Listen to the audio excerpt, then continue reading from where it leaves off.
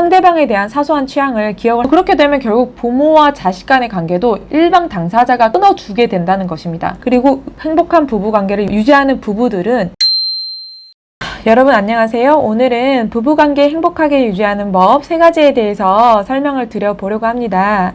아마 이혼 전문 변호사의 영상을 클릭하시면서 어떻게 하면 이혼을 할까? 어떻게 하면 잘 살 수 있을까에 대한 고민을 가지고 영상을 클릭을 하셨을 텐데요. 주변에서 40년 이상 해로한 여러 부부들의 공통점을 발견을 하고 이렇게 영상을 찍어보려고 합니다. 먼저 오래 행복하게 부부관계를 유지하고 있는 부부들은요. 첫 번째로 상대방에 대한 사소한 취향을 기억을 한다는 것입니다. 상대방에 대한 사소한 취향을 기억을 하려면 어떻게 해야 되나요? 먼저 상대방에 대해서 관심이 있어야 되겠죠. 관심 있게 상대방을 지켜보아야지 상대방이 뭘 좋아하는지 뭘 싫어하는지 아주 사소한 부분에 있어서의 그 취향까지 기억을 하게 됩니다. 관심이 없다면 상대방이 뭘 좋아하는지 뭘 싫어하는지 관심도 없을 것이고 좋아하는 거에 대해서 기억도 해두지 않을 것이죠.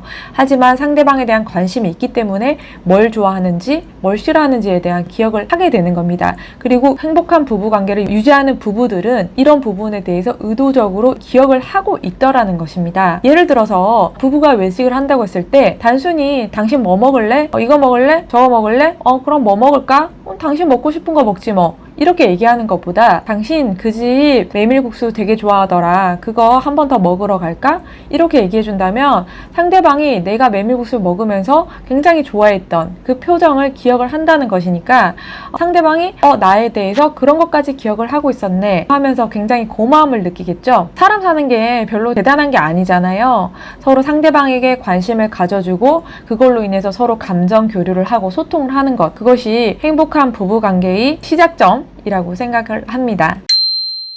두 번째로는 절대로 각방 쓰지 말라입니다. 제가 10년 이상 이혼 사건을 진행을 해보니 부부 사이가 나빠지기 시작하는 것이 그렇게 큰 사건에서 비롯되는 것이 아니에요. 서로에 대한 사소한 다툼이 조금씩 쌓이면서 그것이 한 번에 이제 폭발하게 되는 것인데요. 사소한 다툼이란 건 어떤 거예요? 의뢰인분들도 오셔서 말씀하실 때 그것이 굉장히 사소하다는 걸 알고 말씀을 하십니다. 예를 든다면 정말 작은 사건인데요. 말하자면 양말을 뒤집어서 벗어놓지 마라. 아니면 치약을 중간부서 짜서 쓰지 마라. 그리고 먹은 설거지를 쌓아두지 마라.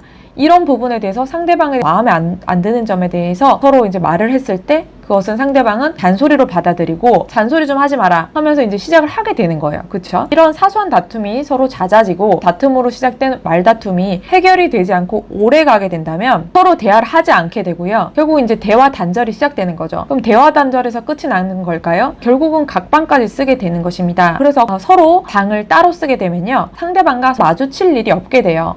서로 마주칠 일이 없게 된다는 것은 한 집에 살고는 있지만 서로의 시간과 공간을 서로 공유하지 않는다는 것이에요. 서로 각자 산다는 것이거든요. 즉 상대방에 대한 관심도를 급격히 떨어뜨린다는 거예요. 굉장히 의도적인 행위죠. 서로 애정을 갖고 관심을 지속하면서 지켜보면서 상대방의 사소한 취향까지도 기억해야 되는 부부 사이끼리 서로 각방을 쓰면서 서로의 관심도를 급격히 떨어뜨린다는 것은 행복한 부부 관계를 갖기 싫다는 그런 의도적인 행위의 첫 번째 단계가 되는 것입니다. 그래서 절대로 각방을 쓰지 말라라고 말씀을 드리는 것입니다. 세 번째 굉장히 중요한 것인데요. 상대방에 대한 비난을 자식에게 하지 말자입니다. 상당히 많은 부부가 상대방에 대한 비난을 자식에게 하고 있어요. 자기 자녀에게 하고 있다는 얘기입니다. 부부가 서로 10년, 20년, 30년, 40년 살다 보면 서로 좋은 일만 겪을 순 없어요. 서러운 점도 생기고 나쁜 일도 생기고 집안에 큰 일도 생기고 하잖아요. 그런데 상대방에 대해서 비난할 점이 혹시라도 생겼을 때 그 점을 어린 자식에게 하는 경우 한쪽 당사자와 자녀와의 관계까지 문제가 생길 수 있습니다. 한쪽 당사자와 자녀의 관계가 굉장히 나빠지거나 소원해질 수 있다는 얘기예요. 왜냐면 자식들은 어때요? 스펀지 같지 않습니까?